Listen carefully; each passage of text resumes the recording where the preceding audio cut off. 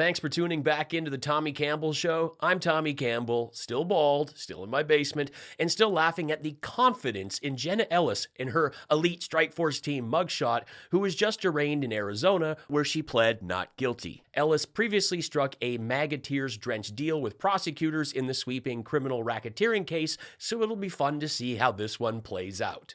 And this is an elite Strike Force team. Craigslist to Congress, Lauren Boebert could be back on the ballot this November if she's successful in a heated GOP primary battleground race after she switched to Colorado's 4th congressional district after incumbent U.S. Representative Ken Buck resigned on March 22nd, leaving the district open for fresh stupid. Lauren Boebert has raised over $3 million more than her closest financial contender, Deb Flora, but it's the guy who's raised the least, Richard Holtorf, that is said to be her main competition, and that may change since he was recently exposed for financing his girlfriend's abortion. A recent debate moderated by Kyle Clark expertly highlighted the fails from each candidate, and none of them are fantastic. But this week, Lauren Boebert's family crime drama took a few turns, and self-described no-nonsense conservative Richard Holtorf was cornered on his girlfriend's abortion with another epic takedown by Kyle Clark. I'll be diving into the latest and crazy in the June 25th race and more, but first this. Dr. Ronnie Johnson, does everyone know Ronnie Johnson, congressman from Texas? He was the White House doctor, and he said I was the healthiest president he feels in history, so I liked him very much immediately. Ronnie Johnson. It's just magical when you're making the case for being healthy and you mix up his last name with the dinosaurs on Noah's Ark guy that pings his son every time he fires up his Peter North playlist. A multi-year investigation by the Department of Defense probe concluded that under Donald Trump, the White House medical unit's pharmaceutical management occurred without oversight, leading to prescribing errors and the dispensing of medicines to ineligible White House staff. It is pouring MAGA tears. I played in 35 countries for over 2 decades, but most days you'll find me here.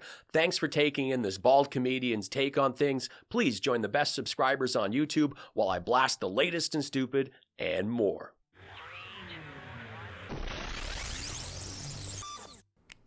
Had a totally terrific Father's Day. My Truth Social stock hit another new low. Barron made me an orange clay diaper. Ivanka sent a hot beach picture. And Dr. Ronnie Johnson delivered a huge gift basket of Old Spice and my special Tic Tacs. This is really cool. Self-described no-nonsense conservative Richard Holtorf called someone buckwheat on the House floor, voted against a program to create a housing voucher and case management program for foster youth, said the disabled were nonsense, parents of shooting victims need to get over it, and the father of 5 daughters said Lauren Boebert dresses like a prostitute. If abortion was the best choice for your girlfriend, why try to deny that choice to other women? So let me give you some context about that situation, because I'm a pro-life Catholic, and I believe everyone should choose life. Now, if you listen to my presentation on the House floor, did you listen to it? I did, in fact. I just quoted from it. Okay, so what was the major theme, and what did I had to repeat probably 20 times? Hold on, let me help you. Oh, I thought you were asking me a question. No, go ahead. In fairness, your logic was a bit scattered in that speech. What I'm asking you about is the fact that you said that you respected your girlfriend's right to an abortion and then gave her money to help her through an important time to live her best life. You did exactly what I did. But yet you've tried to deny that to other women. And I'm asking, why is an abortion good for your girlfriend, bad for other women? That's my question. I gotta say, I just love Kyle Clark, and I wish he could moderate the presidential debates. This guy is a star. Now, Richard didn't have his cowboy hat to cower under for this one, but what's interesting here is just him using the word choose. Choice. He doesn't want people to have a choice. Simple question. Okay. She had an abortion. Was that her choice? Yes. Did she have that right? Yes. Was it my choice, Kyle? No. Why do you seek to deny the choice that you said was best for your girlfriend's life? Let me finish explaining. Why do you seek to deny it to other women? Let me. I don't. You have voted to restrict abortion access as a legislator. And I have. And I'm a pro-life person. I think you should try to choose life every time. But there are exceptions. And there are times when you need abortion. Abortion is a medical procedure. Is one of the exceptions when Richard Holtorf's the father? No, it is not. It's not about me. Don't personalize it and make it about me. It's not. You told the story on the House floor. That doesn't matter. Okay. That doesn't matter. That's a story. Okay. Is one of the exceptions when Richard Holtorf's the father? I would like to give Kyle a standing ovation for that comment. Richard Holtorf has a history of voting against reproductive rights. He voted against a bill prohibiting deceptive advertisements at anti-abortion centers. Richard wants to take away your right to choose, but keep the option for himself.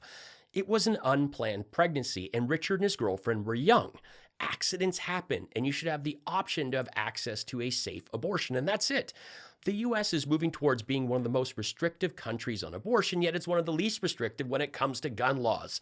The bump stock reversal makes me want to bang my bald head against a wall. I mean, I'm not sure if you've seen footage of shooters using bump stocks to demonstrate the speed, but they are terrifying. A semi-automatic requires the shooter to pull the trigger to fire each round. When done correctly, by contrast, bump firing can then unleash a spray of bullets without repeated pulls of the trigger and at the rate of an automatic weapon. Can we please stop freaking out about embryos and just care about kids in our classrooms? Fred Guttenberg was on MSNBC for Father's Day. He lost his daughter in the Parkland shooting and noted that since he lost his daughter, 100 million weapons have been added to American streets. And I can tell you he is as sharp now as he was when I knew him 30 years ago. There's no decline, zero. He makes one little mistake, the media goes insane. We have about 20 seconds.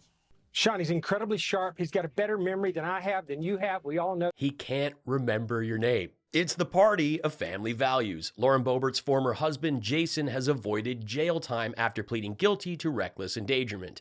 Jason was facing multiple charges over multiple incidents. According to court records, Jason pled guilty to 1 count of reckless endangerment in exchange for 6 months of unsupervised probation. So another slap on the wrist for a repeat offender with a lot of money. Although his probation is unsupervised, probation of either type carries certain conditions that you must meet, and they can include curfew, community service, random testing, not possessing firearms, not leaving the state and remaining within a certain area, or wearing a tracking device. So there's a chance that Jason will be wearing an ankle monitor. Again, it's the party of family values. But the biggest, most important condition of every probation is not committing any other crimes. And that might be a challenge for this guy. Like father, like son, Lauren Boebert's eldest, Tyler Boebert, who made her a handy grandma at 36 and is no longer with the mother of his child, kept the party of family values cycle going with a string of alleged felonies, including car break-ins, identity theft, and criminal trespass. At his previous court appearance, Tyler showed up without legal representation, explaining that he was looking for someone in his price range, and he'd neglected to start the free public defender process. Lauren Boebert had left Tyler to attend court on his own, but was sure to show up to support Trump, where she was heckled with Beetlejuice. Tyler appeared in the Garfield County Courthouse Thursday with William Trent Palmer, who is not a public defender or someone in his price range. He is with WTP Law. At the time of his arrest, and I have to remind everyone that he was identified because he was wearing a gray hoodie from Shooter's Bar and Grill, his mom's failed restaurant, his mom noted that he should be held accountable for poor decisions just like any other citizen. So unless Tyler went on another crime spree, it looks like his mom is bankrolling Mr. Palmer, which is like the perfect surname for someone attached to Handy Bobo. WTP, Law, Uncommon, Legal Service. He has a lot of experience, and he isn't cheap. I like how he's in the shadows in this picture. I call this his Buell Theater ready look. The former president, took on the challenge. I don't think he'll regret it. However, the Joe Biden that we're talking about tonight, I don't think will be the Joe Biden we're going to see on debate night. I think the Joe Biden we see on debate night is going to be the guy that we saw at the State of the Union. He's going to be all hyped up, hyper-caffeinated, whatever it is. It's interesting that 70% of the country does like the idea of drug testing. I like the idea. They do it to athletes. They do it to horses in horse racing. Why not do it to presidential candidates? I like the idea. 70% of Americans apparently agree with me. However, what do you expect for the debate? Yeah, well, this is nothing new, of course. The cards have always been stacked against Donald Trump since the day he came down the escalator to announce he was running for president as a Republican. Look, it's Eric Trump's wine-chugging Kellyanne Conway stunt double with a Homer Simpson paint gun makeup job in a cheese grater tank top who had her RNC gig handed to her, out making the rounds for Diaper Dawn with Hannity. Hey, Sean, maybe they should drug test entertainment channel for married cousins hosts. The cards have never been stacked against Donald Trump. This guy has had every opportunity handed to him since day one, and his father bailed him out again and again and again. I don't get the drugs angle. Being overly stimulated is not great. This isn't Limitless. But what's really interesting about this is they're already making excuses for Trump's imminent defeat. They know it's coming. If you love what I do here and you can afford to help out, throw me a buck with the PayPal link in the pinned comment or drop me a super thanks with this button. I know there's a ton of interest in this process that's going on right now about the VP thing, but I think what's clear is that President Trump, who's winning across every demographic, can win this whole thing on himself. And I mean, he's winning against Hispanics. He's winning against Hispanics. He's winning. Okay, so last week Trump talked about Hispanicans, and this week Doug says Trump is winning against Hispanics. Does Doug feel Trump is up against Hispanics? Many are now saying that this guy could be the VP frontrunner, and back at the debates, he barely got any screen time. We were all like, who is this? What is he doing here? Is he lost? But if Trump is looking for another Pence, then maybe that's Doug. As long as he doesn't continue to upstage Donnie with sound bites like that. For those new to the show, I'm glad you found me. Thank you. For 2 years, I've been reading genuine pages from my special copy of Lauren Boebert's book. This is a ton of fun. I only do this once a week, and it's been pretty wild. Let's get back to it. Communicating with my emotional support hamster through gestures made a lot of sense right now, since hamsters can't talk yet. And it was very hard to hear over Blaze of Glory blaring from my broken iPhone. I raised my palm, turned it, and made a karate chop through the air, hoping that this swift and steady downward motion was the official sign word for half. You know, Stan Lane sure loves to play hard to get, pretending he's not my father, but if he saw what I could do with my hands, he'd know that we are family. I think there's a chance Mountain Dew understands my moves, but to clarify things, I leaned in and said half. We were splitting the last hickory smoked almond in half, while I improvised some more hand gestures and one more Chuck Norris sign word to help seal the deal. I tried to snap it with my fingers, but all I broke was a press-on nail, so my hands no longer matched, and the almond was still intact. I was at a loss and looked to the ceiling and screamed, "God help me!"